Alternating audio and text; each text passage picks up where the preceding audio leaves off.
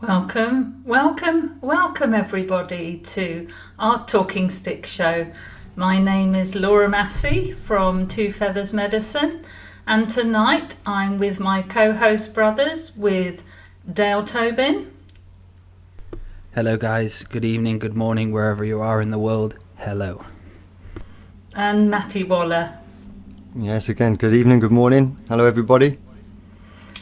We're delighted tonight that Jonathon Huet, who is one of the best Celtic shaman I know, is with us, has agreed to come along and tell us what he does as... He's also known as the Woodland Bard, I believe, Jonathon, aren't you? So welcome to Talking Stick Show, and you introduce yourself and tell us something about what you do. Okay, thank you, Laura. I'm Jonathon. Yes, I do go under the name of the Woodland Bard. I very much... Do you want me to talk a bit about my own journey with that? Yes, fabulous. Yeah, so, thank you. If I go back quite a while to my childhood, I lived in Portsmouth, and I lived, in concrete flats. I lived right in the centre of Portsmouth, but I always had a love for nature and working with the land. And even then, I would have binoculars around, and I'd always be noting nature wherever I went. And then, about the age of 12, I moved to what would be called a suburb, which was Bedhampton. But to me, it was the middle of the countryside. And I think even then, there was such an excitement. Oh, there's a woodland on the way to school, and I instantly just felt that connection. I loved being in woods. The woodland probably had burnt out rubbish in it and magazines and so on, but that young people are like that, aren't they? Often they just, whatever you're experiencing is more important than what you're, you haven't got the judgment and so on. So I just loved being in the woods. And as I left school and left home, I just went more and more rural. Although now I do actually live in Brighton. And I think for me, my path has been about following my heart. And I love the word tradition. I know tradition can be a bit like the word God. It can have this loaded feel to it. But for me, tradition is just simply something that's there before me and something that will be there way after I've gone. So I always, what are my traditions? What are my traditions of the land? But very much following my heart with that. So I literally, when I was about 18, 19, I looked at the map in England, I'm in Britain, and I put a pin on it and I went to Wales, and I settled there. I think I had a month's money for rent or something, and I set up what became Walk with Trees, which was growing native plants and wildflowers. It was a very interesting time because I was refused any benefits at all, and being full of ideas. Looking back, I probably thought it was a bit naive, but it worked. I actually appealed against the fact that I wasn't entitled to money. I said you should be encouraging innovation and so on, and I actually got quite a lot of money back payment from them. And then it was a time when people were just ordering wildflowers. I don't really think I was very known. There wasn't Facebook or wasn't really the internet around then. So yeah, I would just get orders for flowers and plants and trees, and it just grew from there. And I literally ran the business from a push bike and trailer. So I feel really lucky that I was able to weave my own path and my own way of being with that. And eventually I ended up living in an ashram, spiritual community in Hampshire, but it was based on the Indian tradition, so Kashmir Shaivism. And this was quite an awakening for me because it introduced me to prayer and to ritual. And although I'd been to what we call pagan moots and working with Druidic groups and so on, it really had that devotional quality, which I fell in love with.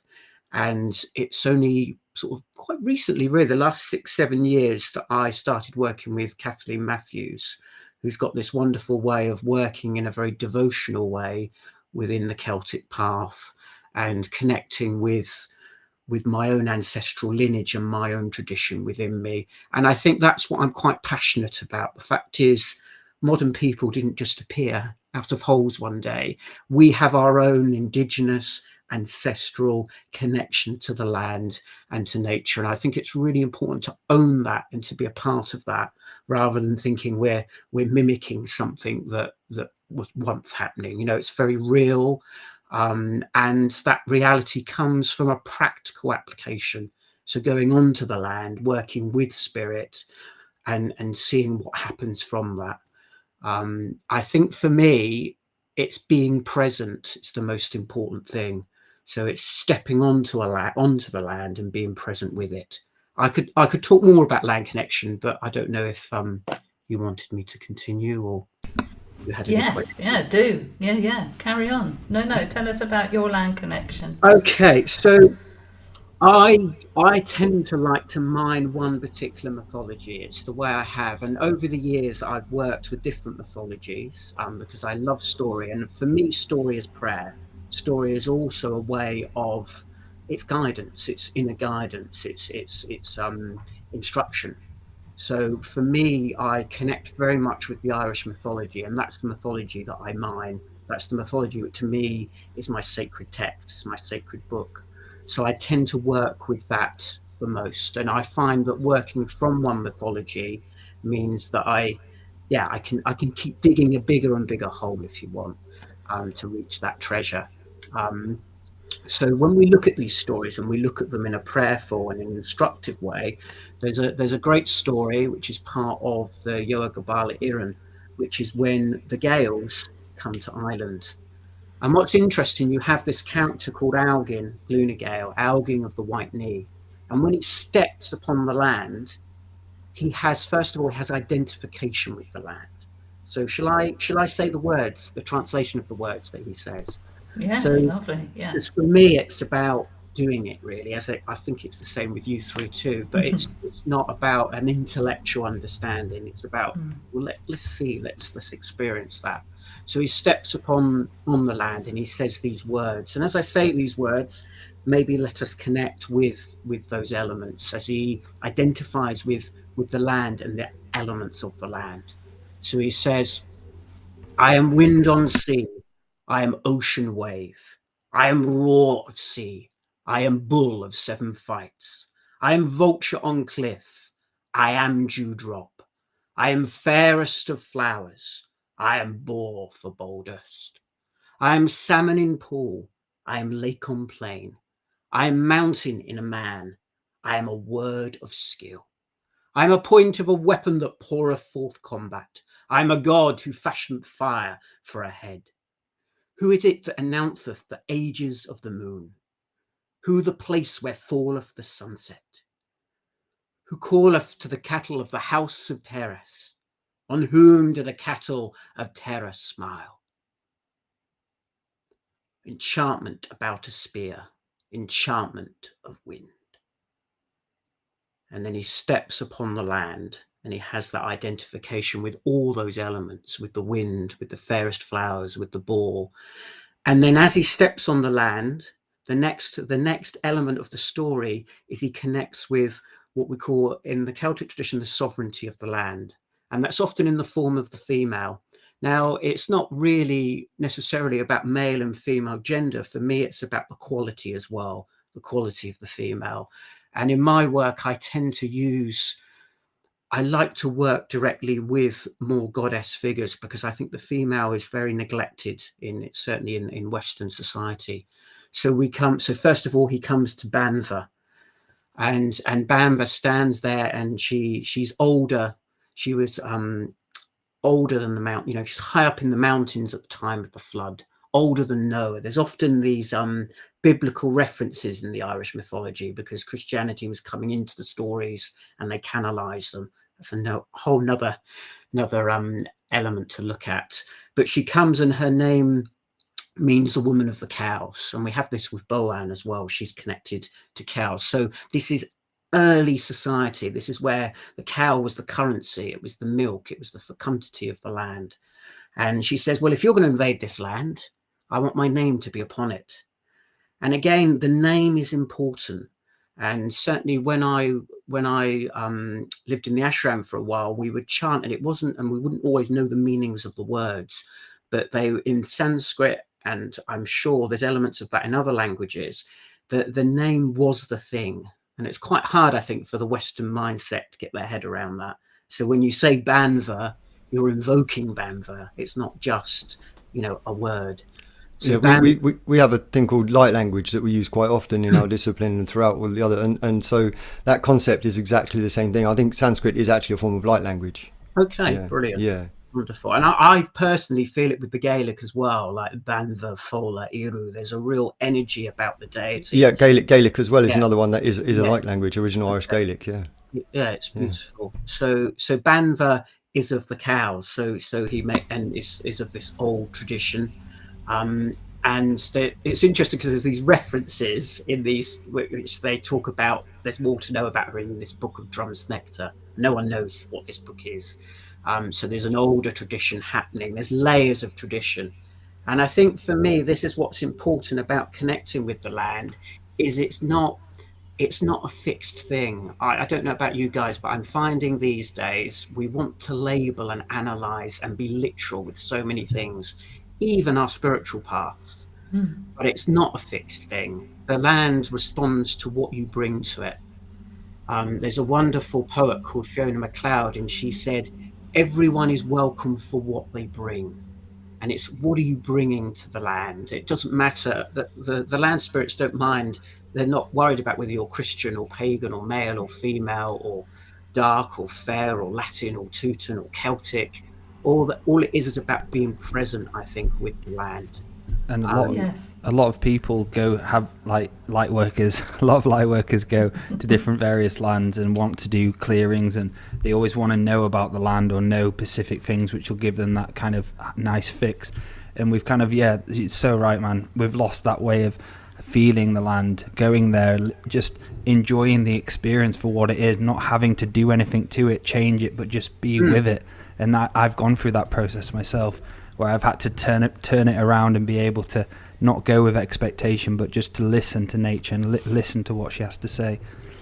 Be open to receive, really, isn't it? Yeah. And Laura, And yeah, sorry, Laura, I was about to say you and I experienced it. Remember, we went to the hill near my house yes. with no particular intention, but we just went and we took some frankincense and went up to this hill, and it was so mystical because it's actually a beautiful thing to look at, but there was a mist that covered everything.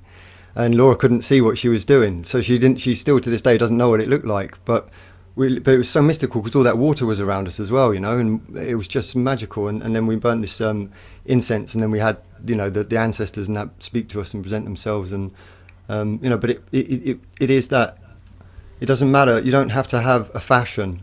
You just have a prayer in your mind and a deep connection to the land, and there's something to offer. It can be tobacco, it could be just the prayer itself, it could be a drum. It could be something like burying a gift or something, or crystal, anything. But it's that, you know, it's just from you to the land, and then the gifts that come and the mystical experiences happen spontaneously. They come to you at the right time.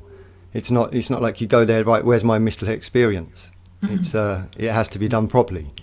Yeah, Definitely. it's a co-creation, isn't it? It's a co-creation. Carry on, Jonathan. Yeah, and I often feel the same. When you're stepping onto the land, you're obviously well-being, self-development, all those things are connected to it, but that's not what it's about. It's about connecting with the spirit of whatever's present there. And I'm sure you guys are already very aware of that. Sometimes that present might be angry, it might be deep sadness. In fact, when I was thinking about what I would be saying this evening, I was in the woods 2 days ago wondering about, you know, this evening what we'd do, and I was collecting kindling for the fire. And I suddenly saw a red cloak go past me, and because I was thinking a lot, you know, I was talking a lot, and I thought, hold on, just be in the land. And I looked, and I got a real sense of the tree spirit there. And I sometimes, although it's lovely to work with the land, shamanically with the drum and the rattles and so on, sometimes, certainly in this part of the world, the southeast, it's a very busy place. So sometimes it's easier to then take that back. So whether you take a stone back or just the impression back with you. And then I meditated with that at home. And I said to the spirits, so what does it feel like? How is it on the land at the moment? What is the experience of that? And I just felt this immense, it was like grief. It was horrific. It was really just this sadness of what is going on, because people are not recognizing the land and the spirit of the land. And I said, so what can we do? How can we help? And the message I got was to witness the land, to witness the spirits, to see the spirits, and to acknowledge them. So it's a real feeling of, they don't want me necessarily to go there and start sending them healing and love. They just want to be acknowledged and seen and being present with them. It's not indifferent to the work that I do, because I work with children, young people in the woods. And often those young people have quite a lot of trauma and difficulties. And when they enter into the wood, I could be the teacher if I want to say, right, we're going to do this, we're going to do that. But actually, you're just present to what's going on for them, and then hopefully things come out of it. Gosh, they will teach you. They will teach you. Absolutely. You just watch and learn. Same with young people and with wild animals. You approach the land, be present with it, and what comes from that. And I think our feeling of peace and well-being and all those things, that does happen, but that's not the function. You're there to connect. You're there to have a relationship. So for instance, if I said, oh, Laura, I'm going to come round because I want to feel good, I want to go to Laura because she'll make me feel good, that wouldn't be probably the nicest relationship. Not very polite. I'm using you. So I think that was it. So when Algin stepped on the land, he connected with the three forms. So with Banva, with Fola, and then with Eru. And interestingly enough, there was a mist apparently that appeared at this time, and then the women would come through the mist. And there's one story where Eru has enlivened all the sods of the earth, and they think, oh dear, we're going to have to fight again. And they realized it was just the sods of the earth. And they made a promise to the sovereignty of the land to remember their names. So it's that remembering again. And then when they went into the center of the land where the kingship was, the king said, okay, you can have the land. So these are what we call the fairies today. But the Tuatha, the people of the gods, were giant type beings. They're often described as. So they're not fairies in this sense of little tiny beings with gossamer wings. They're strong, powerful beings. And this is where we get the stories of the hollow hills and them retreating into the hills. So the kings of the Tuatha said, yeah, okay, but you need to retreat back out and come back in again. So it was almost like they'd gone in the back way into the land, and now they were going to come back and see if they were accepted. So they went out beyond the ninth wave. And it said that Aurigin made that the ruling, the law of the time, that the land, the edge, the boundary of the land was beyond the ninth wave, so beyond the sea of the ninth wave. And then he came in again, and a storm brewed. So the Tuatha raised this storm. The spirits of the land and the sea and the sky fought back. He came into the land, and then he invoked the three goddesses, the sovereignty of the land itself. In effect, he was communicating with the land for it to accept him, and that's when he landed in again. Would you like to hear that chant? Sorry, go on. Yeah, so for those listening and don't understand Celtic traditions at all, would you be able to just go over a bit about Celtic traditions and the backbone of it, just for those who are listening who've just tuned in and going, oh, I've never heard of this before? What are we talking about here? Yeah, what are we doing? So for me personally, I work with the Irish tradition, but it very much connects. There's a lot of similarities when we work with the ancestors, so with the Iron Age ancestors and the way in which they sought and worked with things. So the most sacred vow is of the earth, sea and sky. So the earth, heaven is above us, the earth is beneath us, and the sea all around us. And this triplicity runs through all of the stories and the lore. So what I was just talking about, for those of you that have just joined us, is the three goddesses, Eru, Banva, Fola. So they're three goddesses, and they're representing the sovereignty of the land. And it's important we don't get too caught up with male and female. It's the female within us all, the sovereignty within us all. And it's the female that's been neglected. So I tend to bring that into focus. So in the stories, they often talk about the kings coming in. So there was Partholon came in, the Nemedians came in, but actually there's always the queens as well. And in this tradition, we recognize those too. So the Milesians, who are said to be the early Gaels of the people, had 7 queens. And again, it's the sounds of their names which is important, not just who they are. So Thea, Phil, Foss, Libon, Ova, Sculpture, and Skenya. So it's really bringing that in. And then we have Marcha, who is like, I call her the mother of races. So she is said to be the mother of a lot of the races of the early people. Because we often talk in traditions about, well, in the Christian tradition, the first man, Adam. In yogic tradition, they talk about the first yogi. And sometimes in shamanic traditions, they talk about the first shaman in this very male form. But then behind that, they've been nurtured and nourished by the earth itself. So in the Celtic tradition, the land's already there. This is where the cosmology starts. The land's already there, and it's our relationship to the land. I hope that makes sense. I'm very much in the story, Beautiful. so it Yes, may beautiful. be more Thank you. complex than. And if anybody Beautiful. does have any questions in the chat for Jonathan, just drop them in and we can ask him the questions as well. So did you want to do a little with your drum and so on, Jonathan, to put this into the story that you were going Again, to the do? same. Yeah. I use story a lot, Yes. and for Yeah. me, it's about you're in the story, and you're not. They're not just stories. And I think you mentioned it in the chat before we started about stepping out of time. The story's there, always happening. It's in the moment. There's a lovely expression, I can't remember who it's from. Kathleen Matthews, who has taught me a lot, quotes it, that mythology has never happened, but is happening all the time. And that's it, because you're stepping out of time with that. So it's very much about that. So I'm going to invoke the land.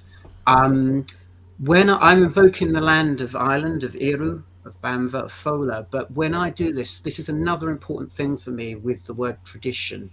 It's not this fixed, rigid thing. It's welcoming and it's inclusive. So as we invoke that land, we're invoking all lands of all peoples. Should we do that? Should we invoke the land? Yes, lovely. Let's do Okay. it.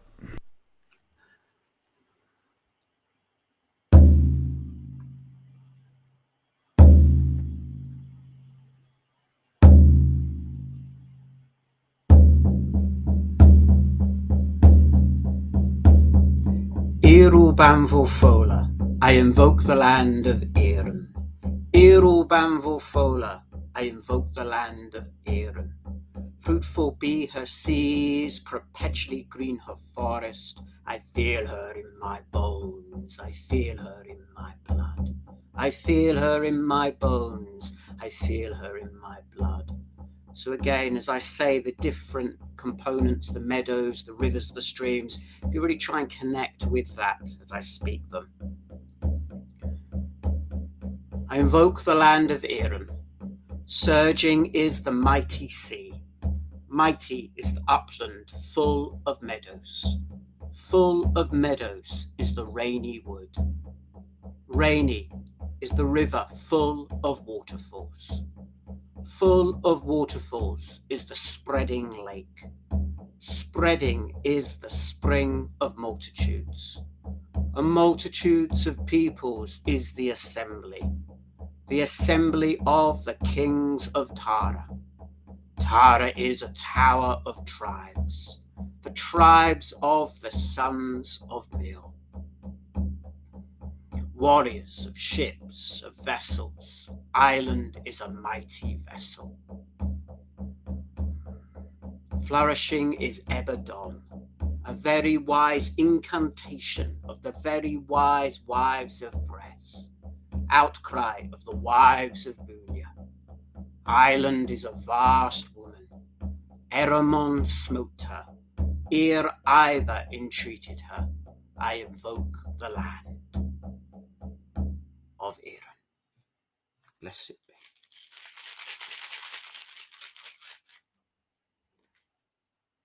And so as he invokes the land to the three goddesses, the sovereignty of the land, the storm calms, and he comes in at Inverkolpa, he comes into the land, he comes into the sacred site that we know of as Brunabonia, and the Milky Way, which is the Balak Nabofinia, which is the way of the white cow, and they step into Tara. And this is what's interesting. This is the first of the Gaels coming into Ireland, and then the magical beings, the Tuatha, the people of the gods, or the Tuatha Danann, the people of Danu, they retreat into the hollow hills, and they're still there now. And that's where we tap into when we come into the land, these beings that are in the hollow hills, in the lakes, in the rivers, in the wild parts of the world. But what's a really interesting point, and this is a story in the text called The Hollow Hills. And the story starts, it says, there was a wondrous king over the Tuatha, and his name was Yoki Olacha. Another of his names was the Doida, for he used to make miracles and apportion storms and fruits. Great was his power, even over the sons of Mil. These are the sons of Mil that have just come in. Sons of Mil, even after they had seized the land. For the Tuatha blighted the grains and the milk until they made a pact with the Doida. Thereafter, they preserved the grain and milk for them. So this again is when we step on the land, when we make a connection with the land, there's already beings there. There's already the unseen there, but there's also obviously the seen world, which is what we start with. And there's also the unseen. So the fact that we think we can just step on the land and build a house or build a car park or just even be on the land, actually where we need to find out who's already there and what's happening already there. So Like we Glastonbury. That identification. Sorry, it reminds me of Glastonbury, a land which didn't want what's on there now. Yeah, we often joke about Glastonbury because it's considered the spiritual centre of the UK, but it's actually the most haunted place in the whole of the UK. It's a cesspool of haunting. It really is, the whole place. Everybody goes there and dumps their energy. All these people that are not doing the sacredity that you're talking about, but going there for self-gratification and some kind of, misguided drive to look spiritual. Yes. Or do spiritual things, and it's just, there's none of that sacredity behind it, and it just creates such a mess. When I went to Dorset, I went to see the oldest living beings in Dorset, which are small leaf lime trees, and they're on the border of this lovely wood. I think it's called Duncliffe Woods. And from a botanist point of view, beautiful, just wonderful. But then when I tuned into the land, and this is the thing, because it's things come to you through your own cultural filters. So I can only tell you what my experience is. You may experience it differently. But with trees, for me, the spirit of a tree is very different from the spirit of a plant. And often it's either ancestral, there are human ancestors there, or there may be spirits there. When I connected with these trees, there was a real kind of old ancient woodsman ancestor there. And he was not happy, not happy at all. And it was that feeling. These beautiful trees were right up against this barbed wire fence, and the woodland was still lovely. I can't take that away. But there was this anger. And I find that time and time again that when I enter into a woodland, the trees, it's not always, as I said earlier, about love and light. The trees are strong and powerful, and they've got a voice to be heard. And they want to be heard and witnessed first. And then you do get, often I've found, you do get this sense of non-duality, and you do get these wonderful experiences too. But that only comes, I feel, from you being present with the land initially to hear what it has to say. And like you say, there's many stories where people do so many blessings and tie so many cloths on trees, the branch actually comes off because it's so heavy. Or it doesn't decompose because it's plastic. There is a process of resolution in some of these. It's not always like it is in my experience that there are places where the land, it's calling a lot of those people in for a specific purpose.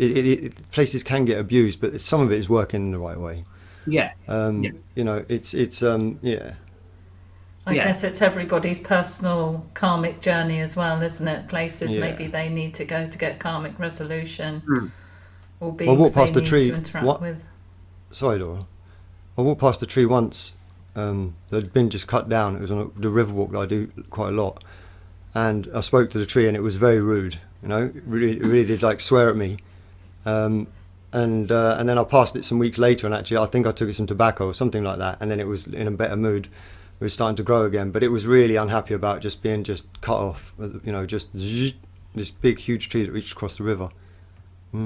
Have you ever known haunted places, Jonathan?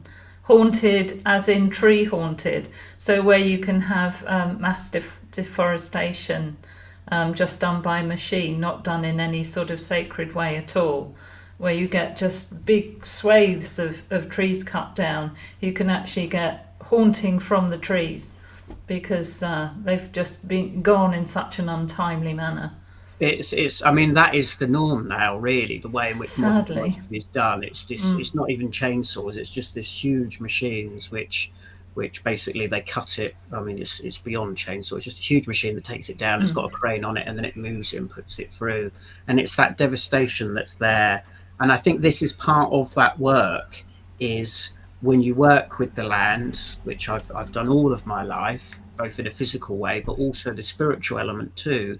It's important to acknowledge that there are hauntings, there are that other side. I mean, a lot of the, there are so many stories about connecting to the. I tend to not use the word fairy because, again, it's a bit like God and tradition. It's kind of got all this, this sort of stuff around it. When I talk about fairies, I mean powerful beings, not twinkly little beings. When we talk about that fairy tradition, we're cautious. I personally, so far it's gone okay. I have a connection with that, and I feel if you're open to feeling that pain and open to what they have to say, it's perfectly safe and it's fine. I think if you're going in there and you're just traipsing through and damaging things, that's not good. And people will say, well, I go round, I cut a tree down, I did that, nothing happened to me. But again, it's this out of time. And when we look at what's happening at the moment, we're losing that connection with the earth, sea and sky. And as they say, there's a great, in one story, they talk, I started saying about it, heaven is above us, the earth is beneath us, and the sea is all around us. And then they say, and this was often, they say the only thing that the Celts were scared of, unless the sky shall fall with its showers of stars upon the ground where we are camped, or unless the waves of the blue ocean shall come over the living forests of the world, we shall not give ground. They're just about this battle.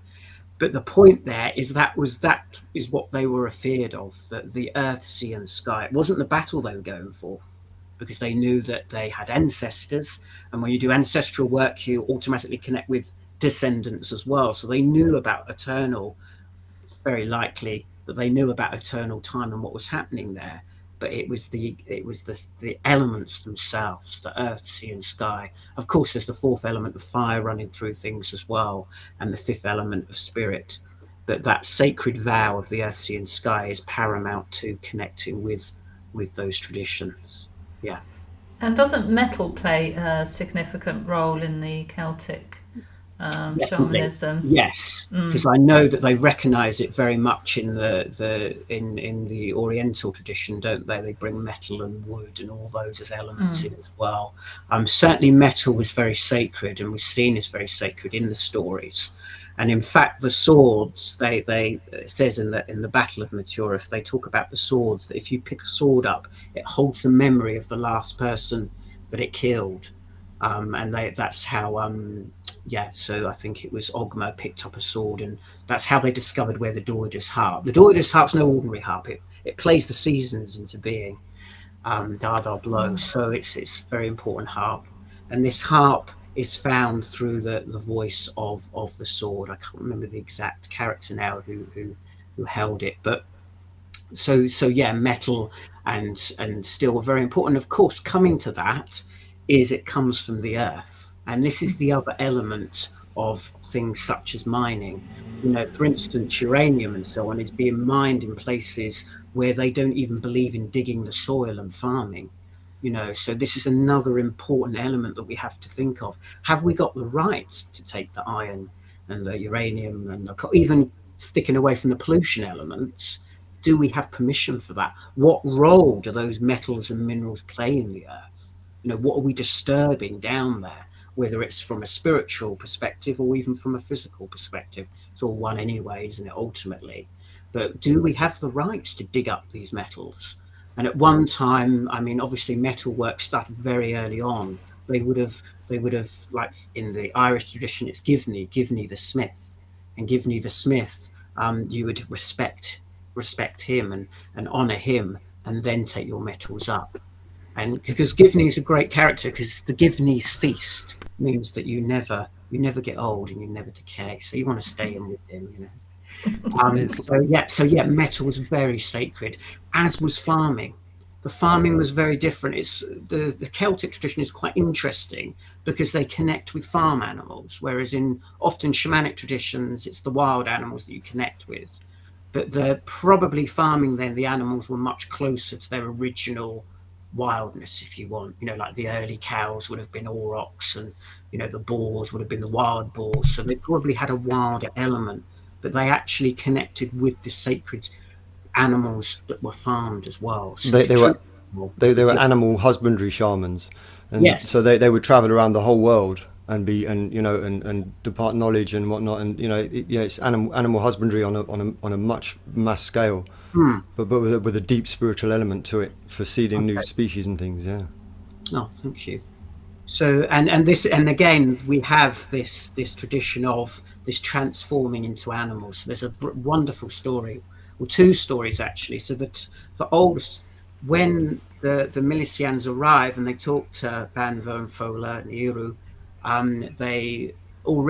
there's someone there called Fintan Mac Pukra, and he says, "Island, whatever is asked of me, I know precisely every taking that took her since the beginning of the tuneful world. I am Fintan the White, I shall not conceal it. Ever since the flood, I'm a great and noble sage." And the way he survives is by becoming an animal. And we have becoming animals, actually. And we have this with Tuan Macarroll as well, who takes the forms of all these different animals. So we have a tradition of the oldest animals, and this is how they discover the stories and learn the secrets of the land, by becoming animals, which you'll all probably be familiar with the shamanic work that you do and with other traditions across the world. So the oldest animal is the salmon, which makes sense because it comes out from the sea. So they go back to these pools, like the pool of Connla, the salmon of Feck, and they connect with the salmon, which eats the hazelnuts, which is the knowledge of life. And by becoming animals, we can go back to the memories of that land and become a part of that land. So it's really quite fascinating. Tuan Macarroll goes into a cave and he becomes a deer, then he becomes a boar, then he becomes an eagle, and then he becomes a salmon, and then he's reborn as a person. But the process, they call it a tursion, which is it's like the transmigration of life. So it's like his life, he didn't die and come back again, he just kept going and going and going. Like so, a shape-shifting. Yes, a shape Yes, shift. shape-shifting. And that's how they witnessed the stories, which is great. So what was happening, particularly between the 5th and the 7th centuries, is they were saying, right, we've got an oral tradition, but we don't want it to get forgotten. So we're going to canalize it. I mean, I find it fascinating what was going on with Christianity. It's very easy to kind of black and white things and Christian behavior. But, you know, there was this movement that was going through the ancient world of this rising of this Christ energy and what was going on with that. And what the Irish people did is they said, well, we don't want our land tradition to be forgotten. So they integrated the two. And what happened there was some saint will turn up and be told the story by an ancient. And then these saints, you know, they were meant to be kind of Christian saints, but they were there at graveyards raising up the ghost of the past to tell them a story. And this was accepted by the Pope of the time. You know, it's just fascinating tradition where we see it coming through all the different ages. And I think this is the other thing. It's still the same story, but we can come in at it a different spiral. So that story, I may come in as a shaman with my cave paintings, banging my drum, wearing my bones. I may approach it from that, or I may come in as a Christian monk in my hermitage. And some of the early Christianity, the animals come and help them in their hermitages. You know, they have that connection still with the animals and with the sacredness of the land. I may come in as an Iron Age Celt, you know, with the sacredness of the farming and the seasons. Or I may come in as a modern storyteller, looking at the archetypes and the psychology and the neuroscience and all that type of stuff. But it's still the same land, it's still the same story. And that's why there's so much, I feel, and it's happening more now, although we're more accepting in society, there's so much dualism going on. You should be doing this, you shouldn't be doing that. What's going on here? And we've chucked fundamental Christianity out of the box, but we've replaced it with fundamental everything else. I feel at times people are telling you what you should believe and what you should be doing. Oh, well, in 1938, they said that fairies did this, so you must be wrong. And that's where the practical application comes in, because if you're doing it and experiencing it, good example is that, as I heard someone say, I used the word 1938 because someone wrote something saying that that's when the thinning of the veil, this idea that there is a thinning of the veil at Samhain and Bealtaine was written down in 1938. But it's not that sort of research we want. We want to connect with someone who's experiencing that thinning of the veil, who's seeing those beings and being a part of that and working with it. This is why I love working with my teacher, going to the trainings with Kathleen Massey, because she has this tremendous body of law and knowledge, but then she's applying it practically and teaching us how to do that as well. And as you guys probably know, there's a definite methodology. When we see these kind of shamans and so on telly or whatever, shaking their rattles and so on, it's such an intricate, complicated system of working with the animals and the plants, and as we've talked about, removing entities and obstacles and working with ancestors. It's actually a very complex, intricate system that needs to be taught and applied. It's not just people going off on one. No, absolutely. And it's not just the reading about it, as you're saying. It's not just saying, oh, I know that. It's I think, as Andrew said, action turns knowledge into wisdom. So you can have all this knowledge, but until you've actually done the experience of it and the connection that you're talking about, then it's coded as wisdom within you. And that's the real growth that I had to learn, particularly on my journey. I'm sure these guys have as well here. And we're not teaching shaman, we're practicing shaman. Because we're also learning all the time. I mean, you don't have to be called shaman. You could just say, we work with the natural energies of Earth. Exactly. I mean, couldn't you, Maty? You could, come up with any number of sort of names for it, I suppose, or experiences that we go through. We like to co-create with the good, true and beautiful ancestors of the unseen world. And so on. Very much, what you're saying. Through these practices, it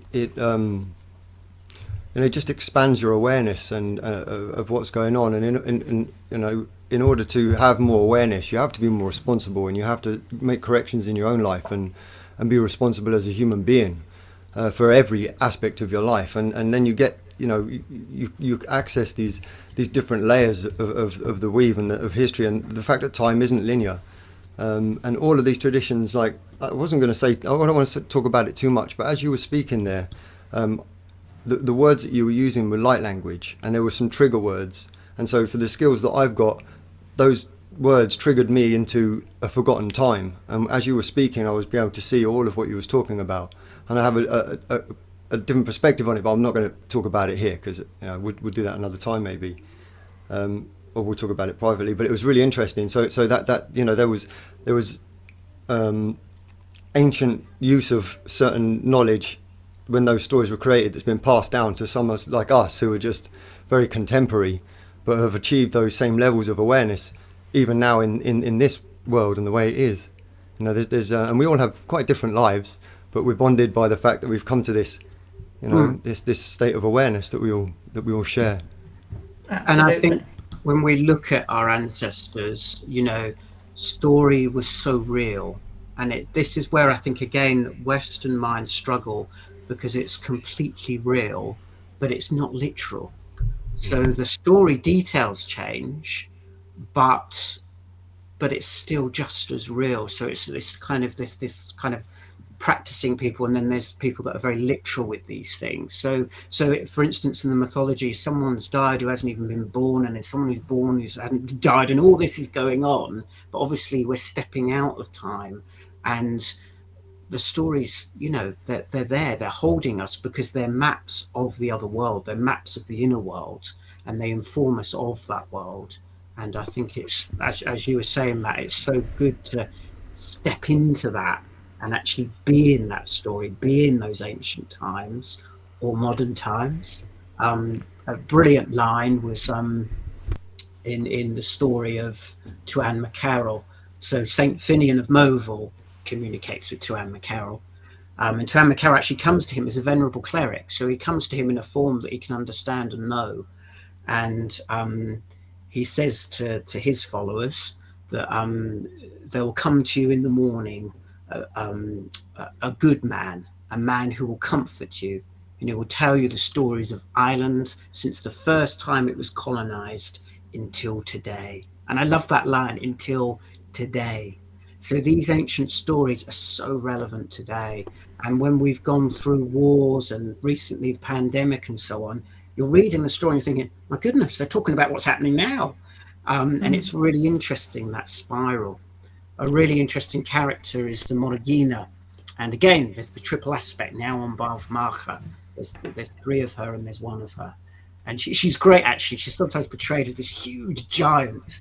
And the Doida, or some people would say the Dagda, they come together. So he's like this being of the land. She's the being of the land too. And she really, she's a powerful, she'll go across the sky and she'll use fire and blood, and she's really menacing.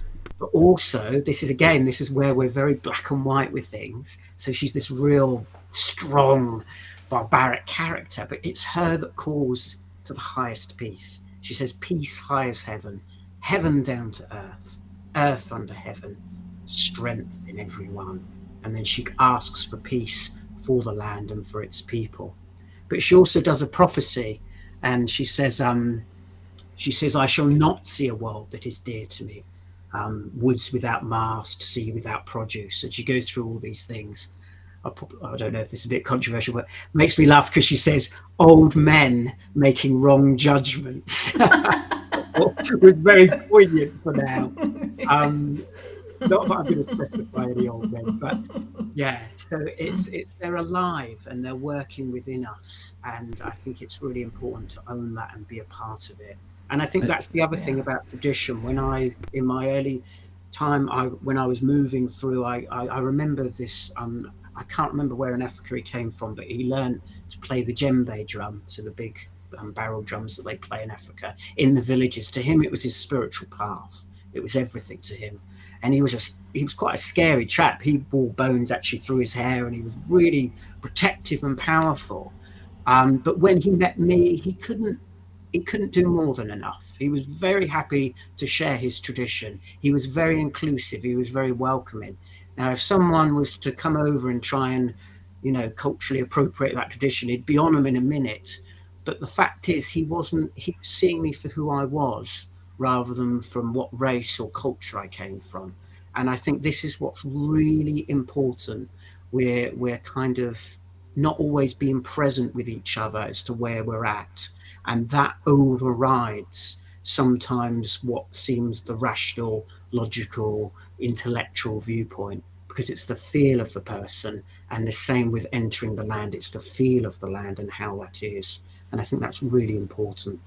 And I think also just from what Maty was saying about a lot of the names you're bringing forward in these stories, and I'm sure a lot of the listeners too will resonate with this. The words and the way you're using the words sets off a sort of resonance within us, which I think is us connecting to our DNA memories of knowing these stories and being there. And that's, as Maty was saying just now, which is why quite often, we get body responses related to this, don't we? Because that's, where our memories are in that DNA, in our bodies, like crying or so on. You get tears, you can get a lot of emotion And that's why I think the stories are so good as well, because they're a brilliant way, as you were saying, of carrying on this tradition. But this has been lost with the generations now, hasn't it? Sadly, and that's something that I know you have children, don't you, at your retreats and so on, and at Butser, you work at Butser, don't you, at the what's it called at the farm? Butser Ancient Farm. The Ancient Farm, yes. Sustainability Centre. Yeah.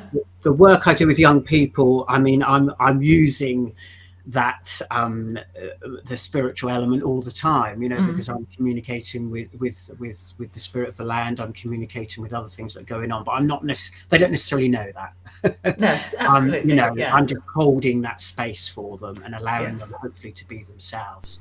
And of course, sometimes I get it wrong, sometimes I get it right, and I just work with that. But I think what's happening today, and this is very sad, is and I think the young people now are really trying to get out there, and they need those role models, that they haven't got that foundation. So if there's a disaster, if something happens, they haven't got that community or that spiritual path to fall back on. And this is why we're getting such an increase with so many different conditions and extreme anxiety. I mean, I was one of those kids that had extreme anxiety. That's why I entered onto a spiritual path. But I think that has become the pandemic now, mental health. Because what do you do when the victim mentality as well? A massive fashionable victim mentality. Yes, that's an addiction to technology. No, that's a very good point. I think there is that victim mentality of wanting to blame rather than take responsibility, because obviously there are ancestral reasons, there are historic reasons, but ultimately we do have the power to change that. And I came from an upbringing completely divorced from all of this, in a concrete mecca and so on, and we can choose where our path goes. But I think it's that holding that's important, the people finding that again, because I think what's happened is we've discovered that religion has been misused, as lots of things are misused. But replacing it with materialism is even more misused. And okay, we don't believe that God's going to punish us, but we believe we have to have the God of technology, or the God of addiction, or the God of whatever going on instead. So it's just finding that still point. And that still point is so important, that lack of stimulus, that downtime, that silence, and I think that it's actually quite interesting, because I have groups sometimes which are very hyperactive or very wired, and they're kind of all geared up. And then there's moments where they just settle, because nature's this perfect mirror that's not judging anyone. So, you can have a child that's very violent or really struggling, they've got a lot of trauma, and the robin sits there, greets them the same as it greets everyone else. The tree witnesses them still, and so on. And you have these moments where these young people that have got a concentration span of 1 minute, and then suddenly they're quiet and they're just still. And then the teachers and so on are so thrown by it, they start getting active and reaching for their phone or whatever it is. So it's really important. But I think what's also important is that autonomy, is it's on their terms. So actually, I'm not going to make a fire or use the axe, which is often the kind of popular activities. They just naturally themselves reach for the binoculars and watch the birds or explore the insects and the wildlife. But the best thing you could do for them is to get their bare feet on the ground as well. Yes. That's all going on, as long as bare feet on the ground, just get them grounded in, earthed in. I mean, if these kind of children, if they got that experience once a day at least, their lives would be completely different within a year. I think you're right. I think we can't underestimate that connection to nature. But it is getting forgotten more and more, and the more we're on these screens now, they're really useful. Technology is a very useful thing, but it's also having that time away from that and being in nature. I had a over the last weekend I had a experience on Gaia. I won't say the name because don't know if you're allowed to say it on YouTube, but I had an experience where I went and did the grandmother medicine, and I saw my grandmother, saw my ancestors, and they were showing me each and every child I have, and they were showing me the phones, and it was basically they were showing me what's been forgotten and what's been remembered. So they were cornering off all the forgotten of what the children were going through, like the phones, the tablets, and they were saying this is why we've been forgotten for so long, and that the stories of the ancestors, the songs of the ancestors have to be sung again from oral teachers so they can be remembered. And your stories as well, connecting to the past, that they're oral teaching stories, how stories should be, instead of stories coming in from YouTube or someone who grows up in a concrete jungle who all they see is not nature, all they see is stories on YouTube shorts and stuff like that. Forgotten, they have been forgotten, and it's about how can we remember them, and doing storytelling is one of the most important things, I feel. I did over the last few days, I'm doing more stories with the kids, and they absolutely love it. Like, there's something about telling them a story. They engage and they're like, holy shit. Like, but you're putting a teaching in there and you're making it fun, you're making it happy for them, instead of being like, right, I'm going to throw information at you now, listen to this. And they're like, fuck off. I'm going to say it in such a story, and you're going to be in like awe about it, and it's going to imprint you into the real truth of remembering. And that's the thing, isn't it? Like in the school curriculum, you're learning a set of facts, you know, tell me 10 facts about 1066, you know, whereas actually if you went into the story of 1066, if you became the warriors or you became the people working the land, or even the cook, you actually entered it into story and experienced it, you would just know. And like Laura said, you'd feel it in your DNA as well. You may have been there, you know, probably were. So it's that feeling, and that's what I think is nice about stories, because it has a neutrality, or even though it may have elements which aren't neutral at all, there's still a neutrality about it, because it's a story and it's the way it's presented and it's the feel of it and the way in which it comes about. No, I think it's really important, and the spirit of the story wants to be inhabited, and that's the same thing coming back to the theme, connecting with the traditions of the land. They want to be witnessed, but they also want to be embodied and inhabited. You know, we had all these rituals. I recently went to a huge ritual, Butser Ancient Farm, where there's a burning wicker man, 40 foot high, and there's me there doing kind of Celtic reenactment, and there's Saxons and the storytelling, and there's all these things. And obviously some of it is for some people it's a spectator sport, and there's no doubt about that. For other people, it's deeply spiritual. But when people dress up as animals, for instance, in some of these parades, or Jack in the Green, or whatever it is, they're also putting on the garments of those deities. They're becoming those deities, and those deities want to be embodied again. You know, when I was in the ashram, the first thing I had to do was dress the deity, offer it food, wash it down. And as far as the tradition was concerned, and I was concerned actually, it was completely alive. You know, there was no, that's just a metal statue. It was enlivened by the Brahmin priests. And I actually had a very peak experience with that, when the statue just looked at me and I felt this light go into my body. And as Laura was saying, I had a very emotional response to that. Now, it's interesting because when Merlin in the Tower of Vortigern talks, he's asked to give a prophecy. The first thing that happens is he has an emotional response. He cries, and then he gives the prophecy. So it's that emotional response, and it's feeling, again, where we don't want to cut ourselves off from that. We want to feel. And sometimes anxiety and panic attacks and so on are induced because we're not feeling. Yes. So when the feelings come, it's like, whoa, what's going on? Stop. But actually, we want to be feeling people. And it's hard. I'm a very feeling person, very emotional person. And sometimes I feel so exposed. And obviously, what's helped me a lot with shamanic training is having support with that. For instance, the power animal and ancestral help and so on. And there is that protective element. But also, I don't want to stop feeling. I want to feel exposed and vulnerable at time. I think it's important. Yeah. In our tradition, women have the access to the infinite in their womb area. Okay. Men don't have that, so they have to go to the trees. Yeah. Oh, that's beautiful. Yeah. Yeah, the trees are remarkable things. Yeah, that's wonderful. There's a wonderful teaching from Andrew called the Grove of the Matriarchs and the Grove of the Patriarchs. And these are, it's two groves that are floating on a lake in a big place. that are connected to source, where all the grandmother, grandfather trees live. So you've got the matriarch trees and the patriarch trees. And that's a fundamental part of his teachings, right through up into the high level teachings, the mentorship teachings, that you go to this place where these sacred trees live. And he teaches that all trees really are connected as well, and not just on this world, but on all worlds. All trees are connected, and they are rare as well within our galaxy. Wonderful. Yeah, big teacher spirits. Sought after.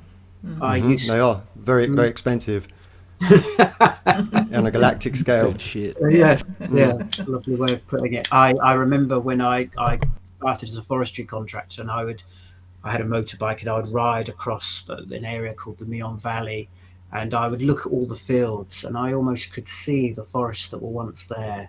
And there was this feeling that I wanted to call out, so the forest would just appear again, just like that. And I'll never forget that sensation and feeling, because obviously so many have been cut, because it's our natural biome here.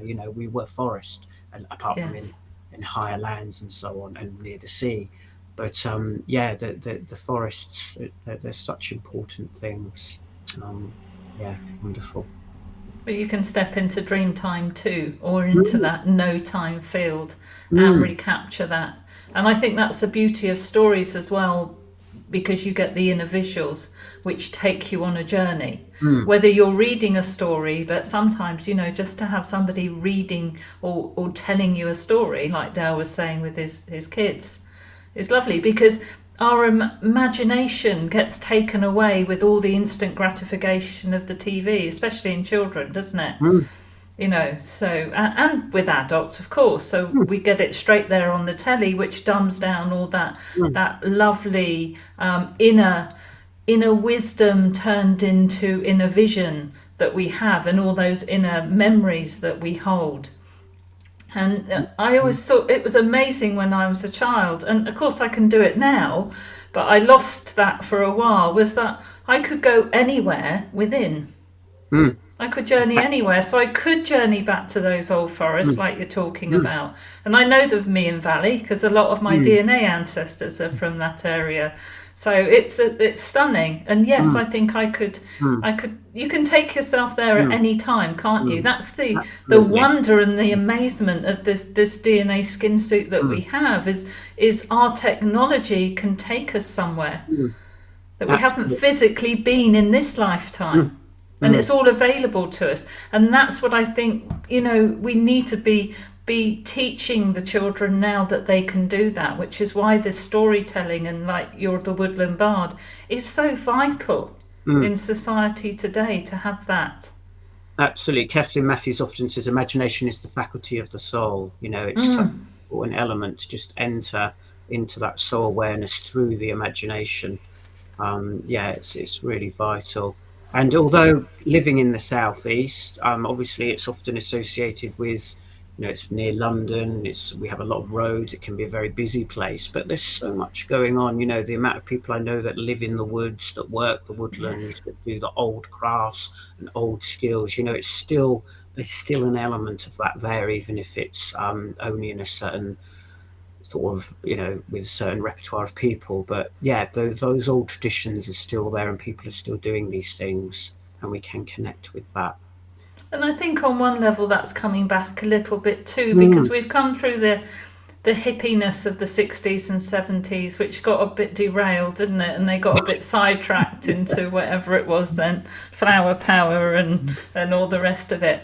And, we've come into, I don't want to say serious shamanism, because it's not serious, because it should be done in joy, and it should be done with a light-heartedness in a way, shouldn't it?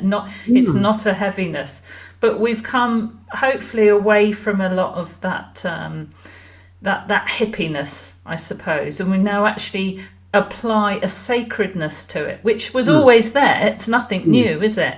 We have but it's the reteaching of these. It seems to be the shaman of old seem to be coming forward now at what we call the time of the Great Awakening and Great Remembering, or Andrew does. So it's there. I think, the fact that 4 of us are on here now, and and we connect like you do with many other people doing this great work, which I suppose is a real bonus of the technology. It works both ways, doesn't it, as you were saying? Exactly. And you know what, like, I practice all kinds of shamanry.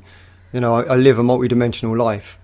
I do all kinds of magical processes, and I live just in a normal house on a street with the biggest busy road next to me, shops all around the place. There's, I'm just literally in the middle of it, but my sacred space is my sacred space, and the amount of great work that's been done on there, the amount of fires and the amount of alcohol that's buried in the land that's been brewed and prayed over for many, many hours, and the relationship with just the trees that are around me and the animals that come and go, and it's its own sacred bubble. And it becomes that over the years of imprintation of your own sacred journey, and the land gets something from it, and it gives you it back. It protects you. And that is real, where we're born or the place that we end up in is the place where we're needed. If we all go off into rural expanses or go off to indigenous tribes in other parts of the world, the work is where we are and where we're here. And that's no less real than anything else or doing anything else.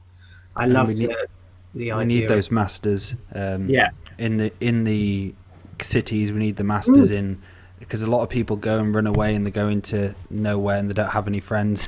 they come on their own. They become very hermit, and that's great. I'm not judging you. Live that life, but we need the people to step up in communities, in places of loads of housing and areas we can. That's where the work needs to be done, because there's more people there. So and it can be done just by. Sorry, Dale. It can be done just by individuals as well. It's great to get together in groups, but just one person and finding a way to have sacred ceremonies, sacred fires, make offerings to the land, do all their prayers and their great work there, it has a massive effect. It has a massive effect, and it just takes enough people all around the world to do that, for the land to, come back into unity with the people. That it is in a way anyway, but we need to reconnect to it, I think would be the best way to say. She's holding space for us. And I think it's not underestimating or devaluing that. That is such, you can go out and plant trees, you can do sustainable projects and all the rest of it, but this spiritual work, there's not that many people doing it really in the West, and it's such an important place to hold that sacred space, and making those offerings, as as much as anyone, Maty, the spirits are receiving that, the land is receiving that, and going beneath the concrete. Like we're talking about our DNA, the DNA of the land, going deeper and deeper until eventually you end up back in that primal land, back in that forest. People say, well, how do you know that the ancestors believe that or they worked in that way? But the fact is, we're responding to fire and emotion and spirit the same way now as what we've always done. This is the reality. This is the practical application of it. And when people when I work with my ancestors, they're always wherever I am. My ancestors are wherever I am at any given moment. Exactly. And then as I go along my journey, that ancestral connection grows, and there's more added to it. And so when I go to places, it's not just me that's there, it's this whole ancestry that's then through intention and some sacred practice. It's not always necessary to bang a drum or anything. It could just be a really heartfelt prayer or a moment, Exactly. There's so much going on. The unseen part of it is just so huge. It's a beautiful experience, though, that ancestral connection. I find that as well when I work with other people, and when there's an experience between us that creates a healing amongst whoever, there's always then an ancestral gift back. There's always a healing that comes back to you, and it's the same for the nature connection. The ancestors on the lands where you live, they are there. They're just on another dimensional plane. Absolutely. And they're there, and your offerings and your prayers and the things that you do will affect them, and they'll come and this is how you wherever you are. And even these shows I got shown, the Talking Stick show and working with Andrew, how much karma and how much the ancestors love this show, because we're all coming together, soul families from different soul families, and we're all resolving karma together, where we're showing the peacekeeper and peacemaker, where we're all talking about love, we're talking about the message, and what we're doing for the ancestors just in this show is beyond words. I think there was a couple of questions there. Yes. A few questions. Get to those. Sarah Scott. So the Aldeburgh tree, the famous story in this country actually is the Rollright Stones. And it's said that that was a Yes. Danish army that invaded, and there was a witch that turned them into stones, a wise one that is, turned them into stones. And when they say England's invaded, there's a lot of stories like this, the stones will come alive and they'll fight for us. And it's said that that witch then became an elder tree. And there's a story about someone hacking the branch of the elder tree off, and then they found an old wizened woman with an injured arm. So there is a lot of stories about that, and I do think that there's a really key link with ancestors and trees. I've certainly experienced that, where sometimes people go into the tree and become part of that. That for me is very real. It's not just a story. Favorite time to go into the wood? I'm a morning person. I mean, obviously dawn or dusk is great. I love the dawn, and certainly when you sleep in the woods and suddenly the birds start to sing. I mean, it's glorious. It's such a lovely show that they, such a lovely sound that you're hearing. So definitely, and those betwixt times are important, and it is that shimmering.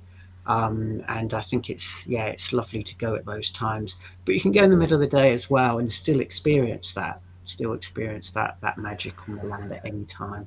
But are there certain times, particularly in Celtic shamanism, I think they talk about there being areas or times or situations where, let's say, the veil is thinner, or it might be easier to connect to the unseen. Like, I think they say, isn't it, where the sea meets the land? Yes. Like on these sort of boundary places, or like in mist or fog. Yeah. So exactly. So it's this betwixt again. So the meeting of the world. So in Irish law, there's something called the Fifiaya, and basically what happened was, we talked about the Milesians. It seems a long time ago now, and they came onto the land, and then a mist. But what happened when they retreated into the Hollow Hills? Ma'anin, the sea god, actually, he came up and he created this mist, created a cordon between this world and that world. And often when it's described, they say, well, where is Tír na Org, which is the land of youth, or Tír Fón Hon. There's lots of different names for these other worlds, and they say it's here. It's just there, and it's just lifting that mist, or penetrating that mist. So this is very much, because it's betwixt, it's kind of in the place that's already there. It's those places which are betwixt, so where sea meets land. Another thing is where there are two trees and there's a natural doorway. I don't know, probably people here have done that, but if you can go through two trees and just feel that doorway, and wow, I've gone into another world. And if you can get out of this, the other thing is, when people look at something, you kind of, that's a telly, that's that. Or if we're in nature, that's a tree, that's a blackbird, that's a robin. We can soften our eyes and just start to see the shimmering between all that. And that's when you start to see the unseen, and it all starts to come alive. And that can be done at any time of the day. But the key time in Celtic law seems to be twilight. And also at key times in the season, particularly Bealtaine, which is the beginning of what they would call the beginning of summer, and Samhain, which is the end of summer, so the beginning of winter. So these betwixt times when they say that the she rides out, the lords of the air, the beautiful sons of the goddess, and driving the tempest tonight, pitiless stinging rain and the line. We have the seven sons of Eflu, Doida, Diankit, Krejna, Lutzna, Noadu, and Givni, and they're riding out on their horses or flying across the sky and all these things. So they're the earth angels. People talk about angels, but they're the earth angels. They're there helping us, lifting us up. If we can connect with them. If we're not connecting with them, they can be terrifying. Or if there are parts of ourselves which we're terrified of, they'll reflect that. So it's going back to a phrase I used much earlier on. Fiona MacLeod says, I can't, it's gone now. Welcome. All are welcome for what they bring. So it's what you bring. If you bring the terror and the darkness at Samhain and all that, that's what you're bringing. But if you bring that neutrality and that openness and that relationship, you'll bring that to it as well. And I think it's really important. I think it's interesting what you're saying, that betwixt word, because also, for us, that connection has to be done in sacred neutrality. We called it sacred neutrality, which you probably do as well. So, because unless you're in that mode, unless you're coming in what Andrew will call non-competition, equal co-creation, non-hierarchical order, you're not going to be able to connect anyway. You've got to come in that sacred neutrality, heart-spaced awareness, which is what you're talking about. And I was thinking of that related to the areas of the betwixt, because that's what sacred neutrality is, that middle path. Yes, Yeah. exactly. Yeah. No, it's really, really, really important, and this stuff is there, and it's real, and it's important, and it's wonderful to connect with that. It wants to be known, doesn't it? It wants to be known. People that are listening, I run a regular group fortnightly called the Woodland Bard. It's kind of almost fortnightly. Sometimes it's not. It depends on what I'm doing. And we do that. We enter into story, and then I do some journeying and some meditation to connect with different themes. It's often around a tree, but we also look at those key themes of the earth, sea, and sky, of the goddesses, of the sovereignty of the land, of all these things of building our relationship with trees. So when I talk about tree law, this is another thing which I think is important. We're very, today we want to intellectualize, write out lists, put things into sections and so on, but tree law is about that sacred neutrality. When you meet your birch tree, you know, if you go up to that tree and say, oh well, that's the tree of new beginnings, that's the tree of new beginnings, what you're actually, you're labeling it and you're putting it into something, rather than actually just being present with what it is, because it may be something completely different to you, to what's written in your tree book. You know, it might be something completely different, and you need to connect with that. Story is a good way to do that as well. I think that stories are absolutely the most fabulous way to bring something like that alive, isn't it? Oh, thanks, Jonathan. Yeah. Absolutely. Okay, so tell people where they can find you, and what you do, really, what you've got coming up, what events are happening for you.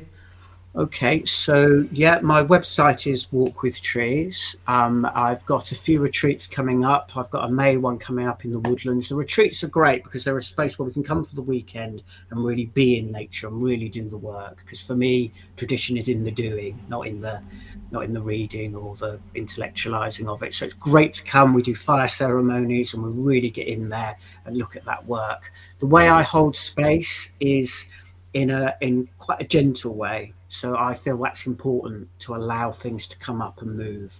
So it's a nurturing, gentle space. I run my groups on a spiral, so there's no beginners, advanced. It's just people can come in at any time and join those retreats. So I've got another one coming up in July. That's completely camping in the woods, but I also do residential ones because that's not possible for some people.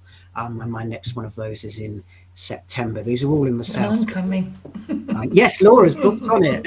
Yes, I have. Yes. And that's a bit of comfort. You know, you can still sleep in the residential. You know, there's comfy beds and so on, but you're on a 55-acre site with meadows and trees and woodlands. Sustainability centre where I actually do a lot of work. And then I have my regular online group, which I've just spoken about, the Woodland Bard sessions, where we explore a tree. And that's what's quite interesting about this, because I've spoken to so many people that offer therapies and so on, and meditation groups, and it works. You know, maybe this is a bit like the mycorrhizal fungi or the way in which spiritual beings work to contact us, but this actually works. And the spiritual beings and the meditation, so on, they seem to be fine with it.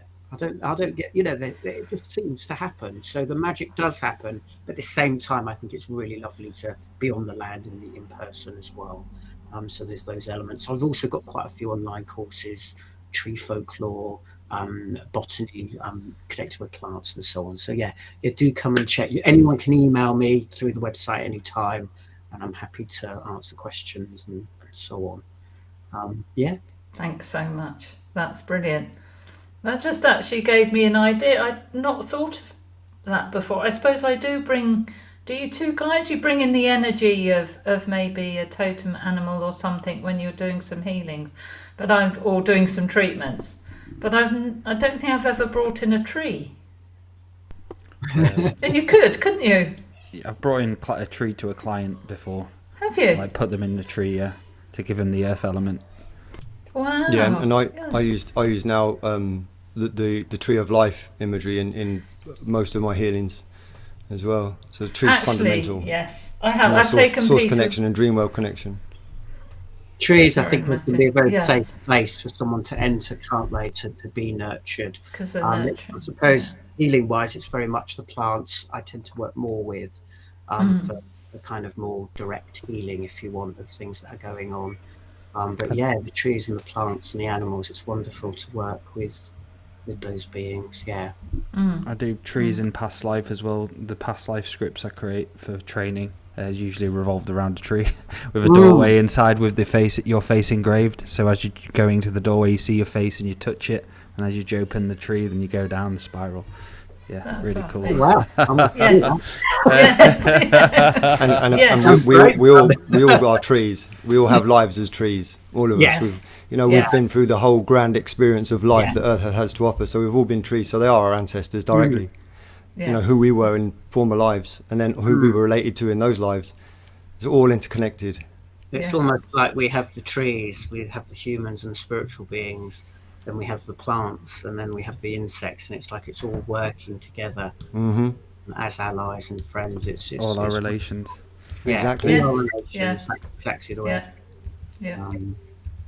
Yeah, and So I like that someone saying about the tree, about a stick from a tree, and I think that's another thing about sacred allies, really. So my walking stick, as far as I'm concerned, is a living, breathing thing that I connect with, and it's one of my friends. It's one of my allies. We're talking about the animals, the plants, but also it's stones, rocks. Yes, I was going to say rocks, minerals, and those sticks, and they're fully there. They're part of. It feels like my companion. Well, it is my companion. They are. Yes, absolutely, aren't they? Yeah. Yeah. All our relations. Yeah. Beautiful. Is there anything else, guys? I have my stick as well. Oh, look. It's my baby.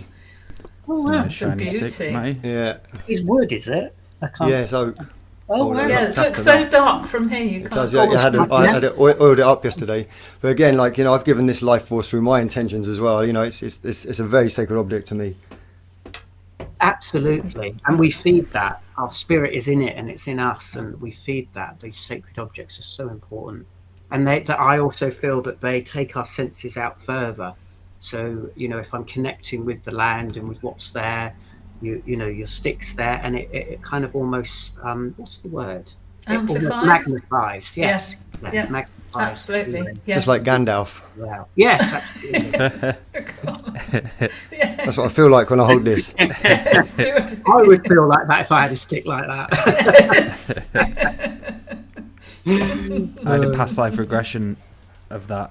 One of my past lives, I had a bit of obsession with my stick, and towards the end of my life, ended up getting killed, and I said, I'm not being killed without my stick, and I wouldn't let go of it. I was like old, and I was like, you're not taking this away from me. That reminded me for some reason. Yeah, I've seen myself in dream time with mine. yeah, me too. Protecting. Yeah, it's Very quite a big. Yeah, I do Big magic thing and of mine said spells that. in the dream world, but it changes shape. But I know it's it. Hmm. Yeah. Yes, it's the feel know, of it again, isn't it? A chap called Patrick Jasperlee, who's from the Romany tradition. I don't know if people have come across him. He's not convinced that all these broken swords and everything are offerings to the gods, because in his tradition very much talks about we need to break the things that we've owned at the end of our lives, because it's got the spirit of us in there. And this is where we get a lot of shades and so on, where I don't know, I leave my stick here and it's not broken and there's a shade of me hanging around, sort of thing.